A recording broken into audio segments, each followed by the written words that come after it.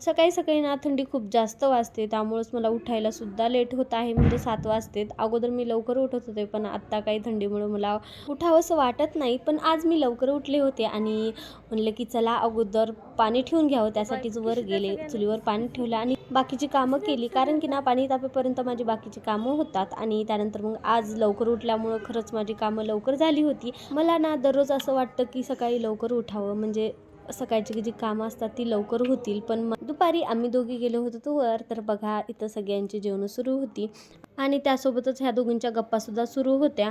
तर ना सर्दीमुळे रियाला काही तोंडाला चव लागत नाही, पण ना थोडंसं तिनं चपातीचे 1-2 घास खाल्ले आणि सर्दीमुळेच ना जास्त दोघंही किरकिर करत आहेत. 2 दिवस झालं थोडे शांत झालेत, पण 3-4 दिवस झालं एवढं परेशान करत होते. रिया आणि दादूच्या बड्डेचे फोटो येऊन तर 15-20 दिवस झालेत, पण ह्यांना काही फोटो बघायला वेळ मिळाला नाही. त्यामुळेच ते आज हे फोटो बघत होते आणि त्याचबरोबर बघा दादूला जायचं होतं बाहेर, त्यामुळेच तो दरवाजाजवळ थांबला होता आणि रडत होता. आवाज मी म्यूट केला कारण की ना व्हिडिओमध्ये त्याचा रडण्याचा जास्त आवाज येत होता. तर ना बड्डेचे सगळेच फोटो खूप छान आलेत. बड्डेचे फोटो बघून मला तर ना ते बड्डेचा दिवसच आठवत होता.